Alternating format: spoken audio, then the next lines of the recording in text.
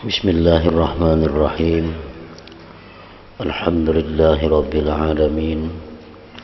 Wassalatu wassalamu ala asyrafil anbiya'i wal mursalin Sayyidina Maulana Muhammadin wa ala alihi wa sahbihi ajma'in.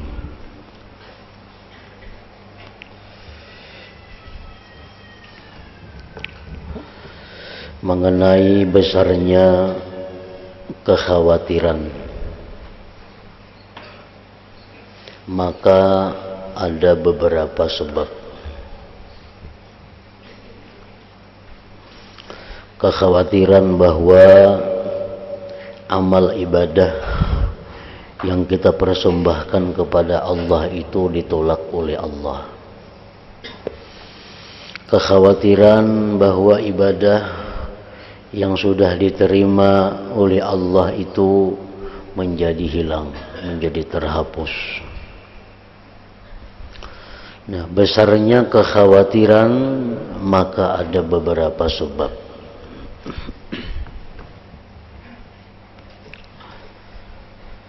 Pertama, yang kita sembah adalah Maharaja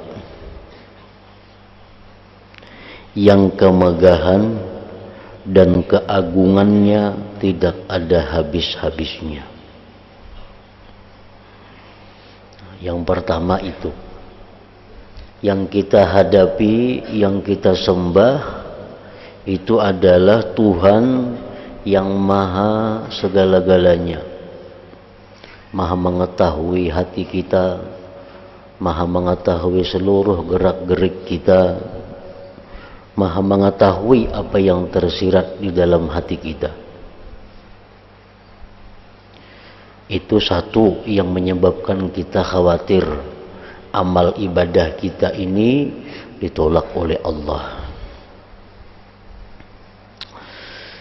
Allah telah memberikan nikmat kepada engkau yang tidak terhitung banyaknya. Berapa nikmat Allah yang diberikan kepada kita, kita kada bisa menghitung dan kada bisa menilai serta kada ada harganya.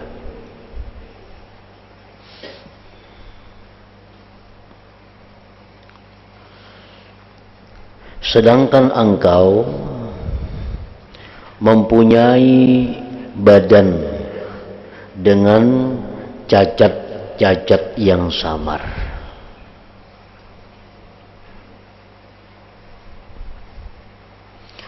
Kita waktu beribadah banyak kekurangan-kekurangan, banyak celah-celah yang kita kada menyadari, baik dari zahir kita apalagi dari batin kita. Lagi pula banyak sekali terkena noda, dan tidak sedikit perkara yang dikhawatirkan kalau engkau terpelisit ke dalamnya. Ibadah yang sudah kita bangun, ibadah yang sudah kita bina, bisa-bisa terpelisit kita, sehingga ibadah itu menjadi rubuh, ibadah itu menjadi hancur. Di samping keinginan nafsu untuk cepat-cepat menuju keterpelisitan itu, maka di dalam tubuh kita ini ada nafsu, yang mana nafsu kita itu selalu mengarahkan kita agar kita ini terpelisit, agar kita ini terjatuh, agar ibadah kita itu menjadi hancur.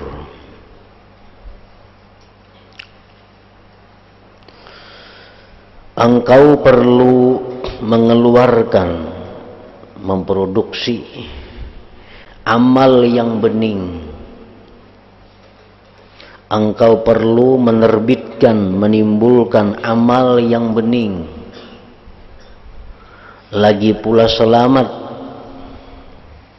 dari badan yang celak. serta nafsu yang senantiasa cenderung kepada kejelikan dan selalu mengajak berbuat buruk. Kita ini dituntut untuk beribadah dengan ibadah yang murni, khalisan lillah. Kita dituntut beribadah dengan ibadah yang murni, yang bening. Sedangkan tubuh kita ini banyak cacatnya. Nafsu kita mengajak kepada yang jahat.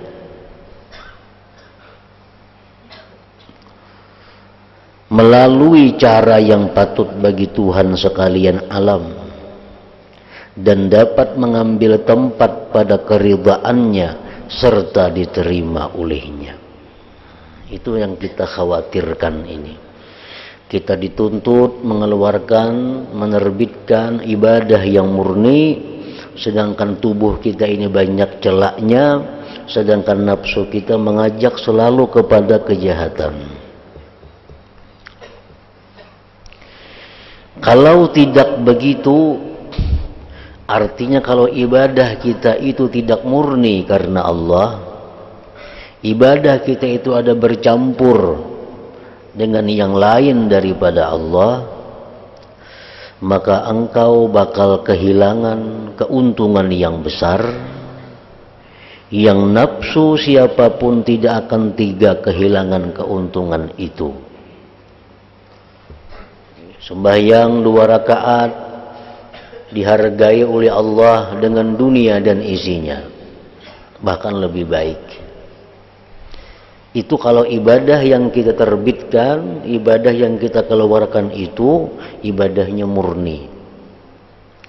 Kalau ibadah kita ini bercampur, ibadah kita ini sudah kada murni lagi, kita kehilangan keuntungan itu. Janji-janji yang diberikan Allah kepada orang yang melakukan ibadah, seperti janji diampuni dosa, janji diberi pahala, janji diberikan gedung di surga, janji diberi bidadari-bidadari, itu orang-orang yang dapat melakukan ibadah dengan ibadah yang murni.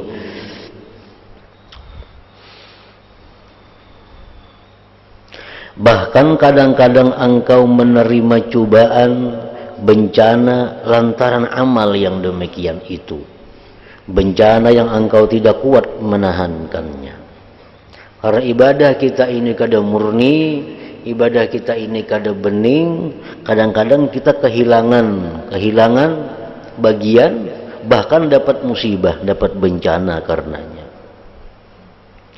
Demi Allah, hal ini merupakan perkara besar yang penting sekali.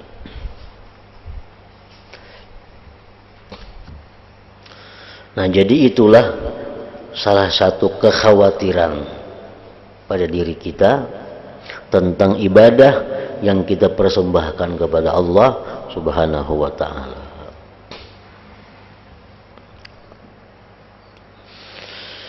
Dalam pada itu kemegahan dan keagungan Sang Maharaja ditemukan pada keadaan para malaikatul muqarrabin al-abrar yang baik dan dekat dengan Allah. Kita hendak tahu bagaimana agungnya Allah, megahnya Allah. Kita lihat bagaimana ibadahnya para malaikat muqarrabin yang menghadap, melayani, berkhidmat kepada Allah siang dan malam.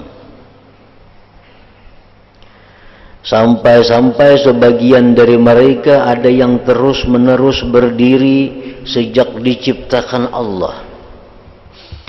Ada malaikat yang tugasnya hanya berdiri menghadap Allah sejak diciptakan malaikat itu. Ada malaikat yang rukuk selamanya. Ada yang sujud selamanya. Ada yang baca tasbih dan tahlil selamanya. Yang berdiri belum sempurna berdirinya, yang rukuk belum sempurna rukuknya, yang sujud belum sempurna sujudnya, yang membaca tasbih belum lagi menyempurnakan tasbihnya, dan yang membaca tahlil belum menyempurnakan tahlilnya.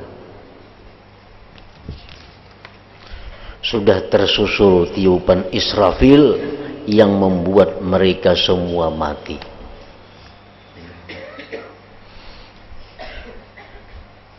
Jadi ada malaikat yang belum lagi sempurna berdiri, datang tiupan Israfil, mati. Ada lagi malaikat yang belum sempurna membaca tasbihnya, tahlilnya, datang tiupan Israfil, mati. Kemudian sesudah selesai pelayanan khidmat yang agung ini, semua berseru, subhanaka ma'abadnaka haqqa ibadatik. Artinya maha suci engkau, kami tidak bisa menyembah kepada engkau dengan sebenar-benar ibadah kepadamu. Malaikat yang ibadahnya sangat tulus, malaikat yang ibadahnya sangat khusyuk, malaikat yang ibadahnya kadang mengenal bosan dan letih, mereka berseru, wahai Tuhan, kami tidak bisa beribadah kepada engkau sebenar-benar ibadah. Padahal ibadah mereka itu sudah sangat murni, ibadah mereka sudah sangat agung. Tetapi mereka tetap mengaku bahwa mereka belum beribadah kepada Allah sebenar-benar ibadah. Kalau dibandingkan ibadah kita dengan ibadah malaikat, maka ibadah kita kadang ada artinya. Ibadah kita kadang-kadang ada mengandung bosan, ibadah kita kadang-kadang mengandung letih, susah, ibadah kita kadang-kadang mengandung ria, ibadah kita mengandung ujub. Maka sangatlah pantas bahwa kita mengaku lebih dari pengakuan malaikat ini. Malaikat yang sedemikian hebat, mereka mengaku belum bisa beribadah kepada Allah sebenar-benar ibadah, apalagi manusia seperti kita ini. Nah, dengan demikian artinya bahwa kita tidak bisa membanggakan amal kita. Kita tidak bisa mengandalkan amal kita. Karena amal kita ini sangat jauh daripada keagungan dan kemegahan Allah Subhanahu wa ta'ala.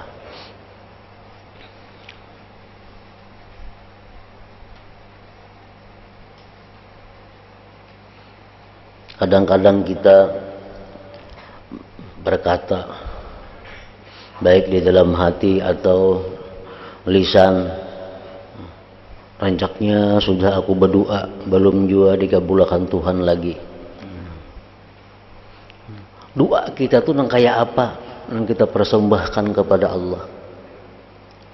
Bujur garang doa kita itu, murni kada doa kita itu, sesuai kada doa kita itu dengan Tuhan yang Maha Agung.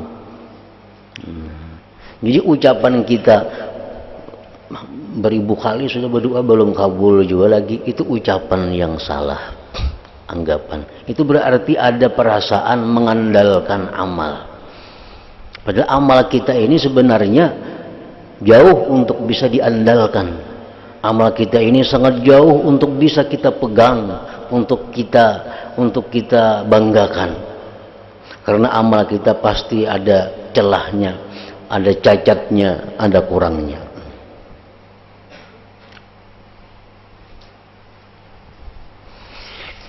Dan ini pemimpin para utusan, sebaik-baik orang alim, makhluk paling mulia dan paling utama, Muhammad Rasulullah sallallahu alaihi wasallam. Beliau mengucap, la uhsi sana'an 'alaika anta kama athnaita 'ala nafsik. Artinya, aku tidak mampu menghitung pujian kepadamu sebagaimana engkau menyanjung kepada zatmu. Pujian-pujian yang kita sampaikan kepada Allah itu sebenarnya sangat jauh daripada cukup.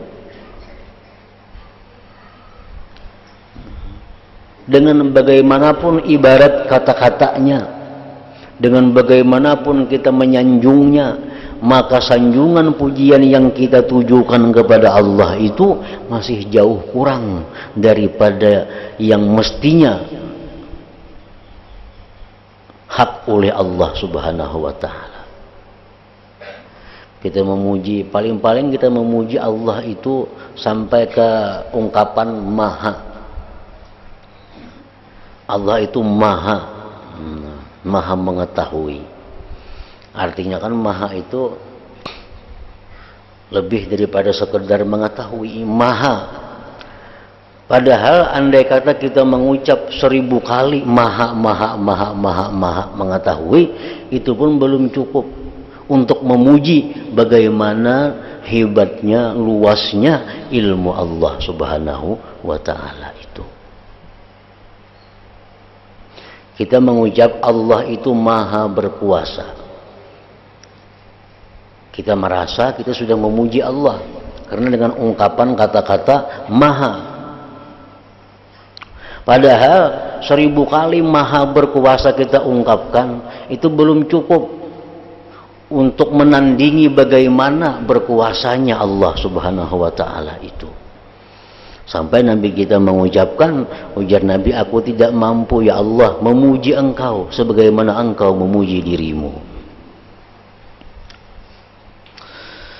Beliau mengucap pula, ana la aqdiru an uthni alaika zana'an anta lahu ahlun fadlan an a'budaka kama anta lahu ahlun. Artinya aku tidak sanggup, ujar Nabi kita, menghaturkan pujian kepadamu yang menjadi hakmu, apalagi hendak beribadah kepadamu menurut hakmu. Kalau kita ini menghadap Allah, kita pakai pakaian yang paling baik yang kita miliki. Kita berdandan dengan serapi mungkin menghadap Allah. Dalam ibadat kita menyanjung Allah dengan sanjungan yang macam-macam sanjungan. Nah, semuaan itu belum cukup lagi nilainya, belum cukup kadarnya untuk menghadap Allah Subhanahu wa ta'ala. Kan kalau kita menghadap orang besar, maksudnya menghadap raja dunia, menghadap orang-orang besar dunia, kalau kita pakai pakaian yang rapi, pakaian yang bersih, samuan segala yang baik, itu sudah istimewa. Sudah istimewa. Kalau kita menghadap bupati umpamanya, kita pakai sepatu, pakai jas, pakai baju yang begusuk, pakai ini rapi, itu sudah cukup bagi bupati. Tapi sehebat apapun pakaian yang kita pakai untuk menghadap Allah, itu belum layak sebenarnya untuk menghadapi keagungan Allah Subhanahu wa ta'ala. Apalagi sembahyang baju kaos umpamanya, terlalu beneran itu. Tapi buruk sembahyang. Nukar tapi sembahyang nang 100.000 kada wani, nukar selawar 2 juta wani. Anda kalau tuh nukar pakaian yang menghadap Allah nih, kada wani nang 1 juta nukar. Baju ka orang aruh wani jadi 3 juta nukar baju. Ini pelecehan kepada Allah. Padahal andai kata kita memakai baju yang semahal-mahalnya menghadap Allah itu masih kurang dengan keagungan Allah. Apalagi barang-barang nang hina, barang-barang murahan kita pakai untuk menghadap Allah Subhanahu wa ta'ala.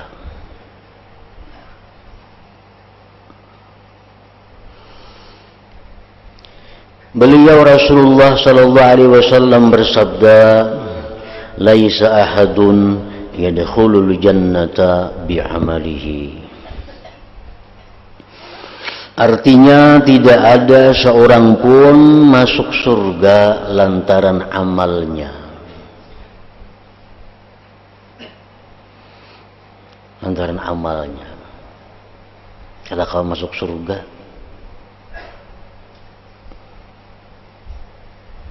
Kenapa? Kada kau masuk surga dengan amal.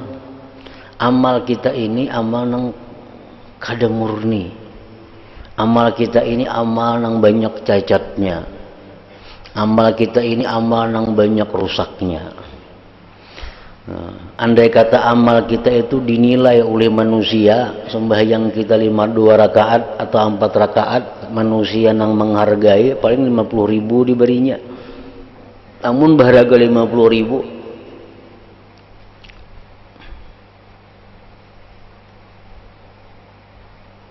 Sembahyang yang dikatakan oleh Rasulullah, sembahyang ini 2 rakaat itu akan dibayar Allah dengan ganjaran dunia dan isinya.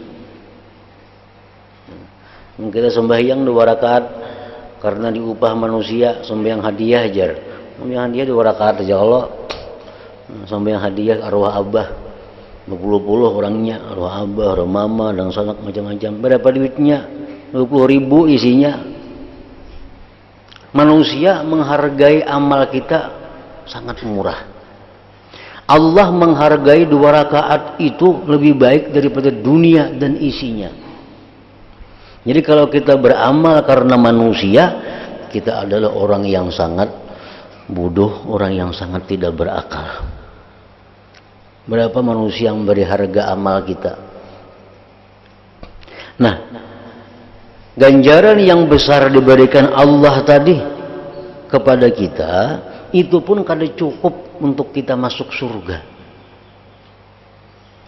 Kalau kita sembahyang ini diberi Tuhan ganjaran ini, kalau kita puasa ini ganjaran ini, dikumpulkan semuaan itu nah.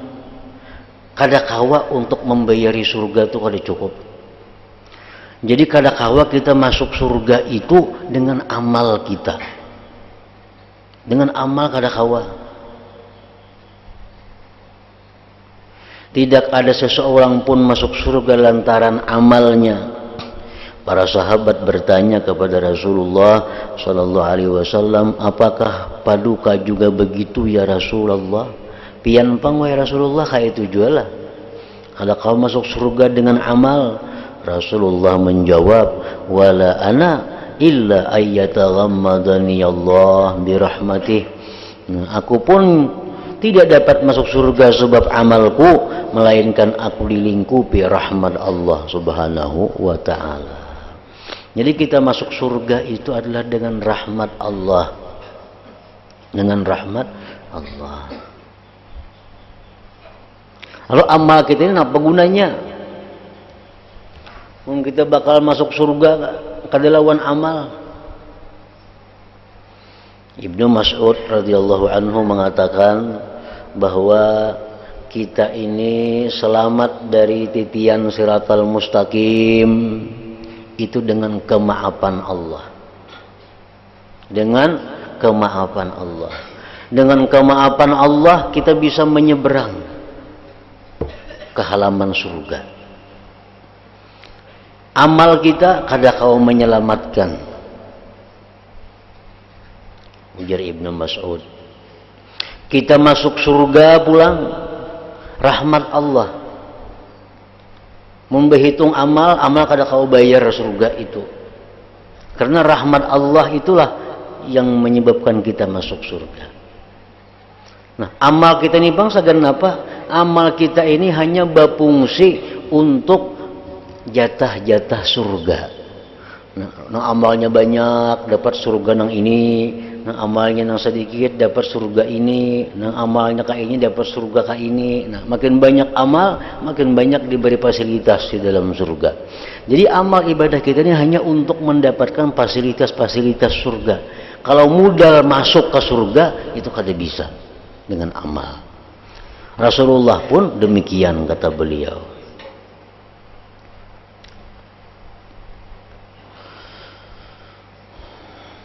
Nah, jadi artinya bahwa kita beramal kepada Allah, kita beribadah kepada Allah, kita ikhlaskan, kita murnikan ibadah tadi hanya untuk Allah. Yang kedua, kita jangan menganggap agung ibadah itu. Nah, jangan menganggap ibadah itu bisa kita andalkan. Jangan kita mengakui ibadah-ibadah kita itu luar biasa, jangan. Karena ibadah kita itu kada ada apa-apanya kalau dibanding dengan ibadah para malaikat itu.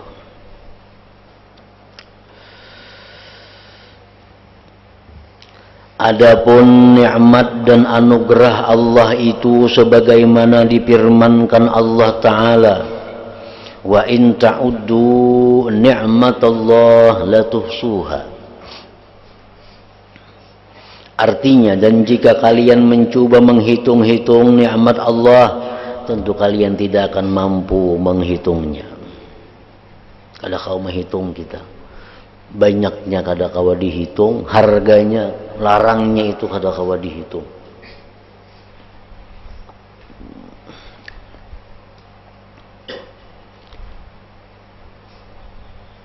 Dan setiap nikmat yang diberikan Allah kepada kita itu kada gratis.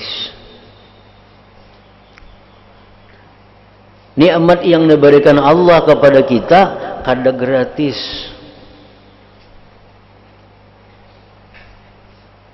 Artinya kita ditakuni, dituntut oleh Allah tentang penggunaan nikmat-nikmat itu.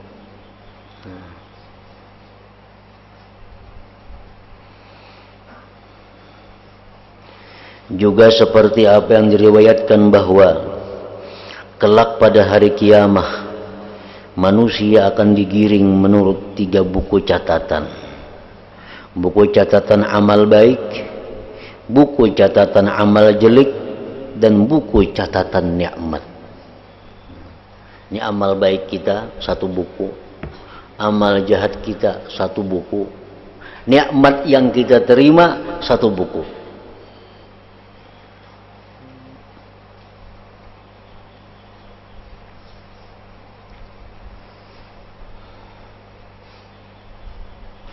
Kemudian amal-amal baik dibandingkan dengan amal-amal jelek.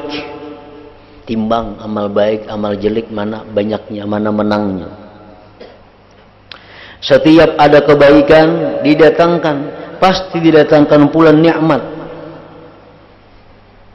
Sehingga nikmat-nikmat itu menutupi kebaikan-kebaikan.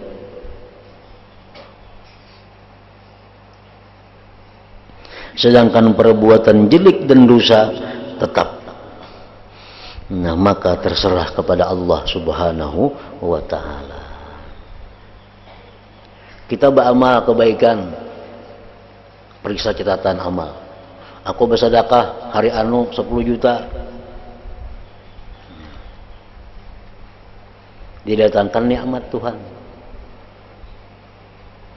Nang 10 juta itu ya Tuhan yang memberikan itu di mana datangnya? Kan aku juga nang beri. Jadi hilang. Nang perasaan kita rasa bersedekah tuh itu ditantang oleh Tuhan. Ikan 10 juta di mana mencari? Kalau ikan mencari mun kada kau sediakan duitnya ya Tuhan. Kalau ikan mencari mun ikan kada kau ulahkan mata, kada kau ulahkan tangan, kada kau ulahkan batis, dapatlah 10 juta duitnya. Nah, kada dapat 10 juta mungkin kita kada bermata, kada berbatis, kada bertangan. Nah, setiap kali kebaikan yang kita kerjakan didatangkan nikmat Allah. Sembahyang tengah malam datang lagi nikmat. Ingkam kawa sembahyang itu siapa yang memberi kekuatan? Nikmat dari Allah. Ingkam kawa lapang sembahyang malam itu nikmat dari Allah. Setiap kali kebaikan yang kita lakukan didatangkan nikmat, sehingga kebaikan kita menjadi tertutupi, amal ibadah kita menjadi tertutupi dengan nikmat-nikmat Allah. Sedangkan dosa tetap seperti adanya. Makanya tadi orang kada akan bisa masuk surga dengan amalnya kalau kada rahmat Allah Subhanahu wa Ta'ala. Amun dihitung pasti kalah. Pasti kalah manusia itu. Mengenai cacat dan penyakit nafsu, maka sudah kuterangkan dalam bab nafsu, ujar Imam Ghazali. Perkara yang dikhawatirkan ialah seseorang telah berpayah-payah melakukan ibadah dan mengalami kesulitan selama 70 tahun sambil melupakan cacat-cacat dan penyakitnya. Kita merasa beribadah sudah 10 tahun, kita merasa sudah berzikir mengamalkannya sudah 5 tahun, kita merasa sudah menuntut ilmu 10 tahun, kita merasa aktif menyumbang ini bantu ini sudah 10 tahun. Tapi kita melupakan aib dan cacatnya itu. Adalah kita merenungkan bahwa sembahyang kurang sudah 10 tahun ini baik ada sembahyangnya. Timbul yang keluar di ungkapan kita, aku sembahyang sudah 10 tahun mengamalkan, aku bersedekah sudah 10 tahun membiasakan. Yang kita pandang itunya, kita kadang memandang baik kada ibadah nang 10 tahun itu, bening kada, murni kada. Namun kadang-kadang tidak ada satupun ibadahnya yang diterima.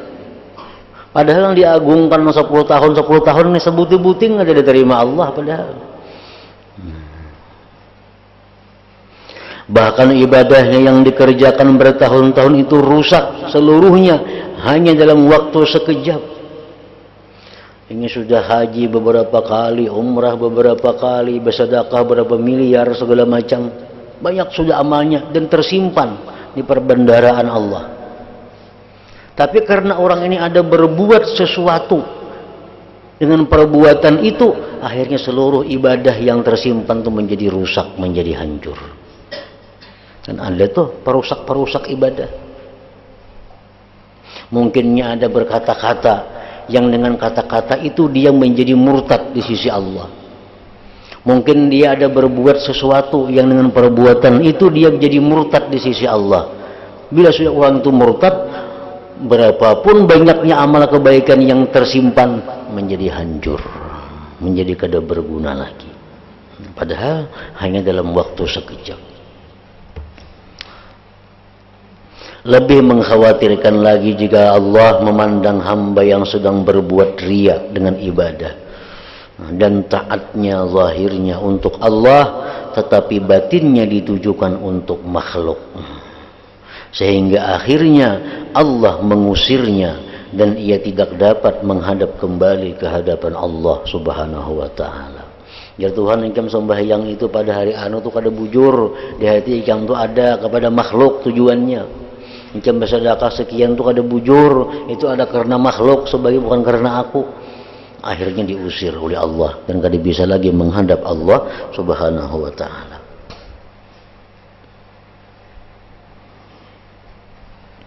Aku pernah mendengar sebagian ulama, ujar Imam Ghazali, menceritakan tentang Al-Hasanul Basri rahimahullah, bahwa beliau pernah dilihat dalam mimpi sesudah wafat. Beliau ditanya mengenai keadaan diri beliau. Beliau menjawab, aku dihadapkan kepada Allah dan ditanya, hai Hasan, apakah engkau ingat pada hari engkau salat di masjid, tiba-tiba para muslimin pada memandangmu, lalu engkau menambah baik salatmu. Seandainya di permulaan salatmu tidak engkau niatkan demi untukku semata, niscaya hari ini aku usir, ujar Tuhan, dari hadapanku dan aku putuskan hubunganmu denganku sama sekali. Nah, jadi penting juga dalam niat itu dibuat lillahi ta'ala itu. Walaupun itu hukumnya sunat, membuat lillahi ta'ala itu. Usalli fardu zuhri arba'a rakaat itu lillahi ta'ala. Karena ini bisa membaguskan. Ada hal-hal yang merusak di pertengahan sembahyang. Ujar Tuhan tadi kan, seandainya di permulaan salatmu tidak engkau niatkan demi untukku semata, niscaya hari ini aku usir dari hadapanku dan aku putuskan hubunganmu denganku sama sekali. Kadang-kadang kita kadang menyadari kita sembahyang, begitu orang banyak memandang kepada kita bagusi sembahyang kita kadang menyadari. Jadi itu mudah-mudahan bisa dibantu dengan niat di awal nang lillahi ta'ala itu. Seperti apa yang ceritakan Imam Hasan Basri ini. Nah, ke situ karena masalah ibadah itu secara umum sangat rumit dan sulit.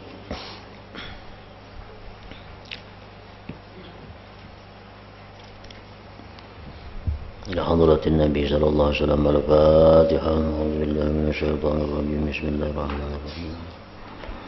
الرحمن الرحيم مالك يوم الدين. إياك نعبد وإياك نستعين اهدنا الصراط المستقيم صراط الذين أنعمت عليهم غير المغضوب عليهم ولا الضالين. بسم الله الرحمن الرحيم. الحمد لله رب العالمين. اللهم صل وسلم على سيدنا محمد وآله وصحبه أجمعين. اللهم اغفر لنا ما أخطأنا وما تعمدنا وما أسررنا وما أعلنا وما أسرفنا وما أنت أعلم به منا. أنت المقدم وأنت المؤخر لا إله إلا أنت. اللهم نفعنا بما علمتنا وعلمنا ما ينفعنا وزدنا فهما وعلما وعملا وهدى وتوفيقا برحمتك يا أرحم الراحمين. صلى الله عليه وسلم محمد وآله وسلم. الحمد لله رب العالمين.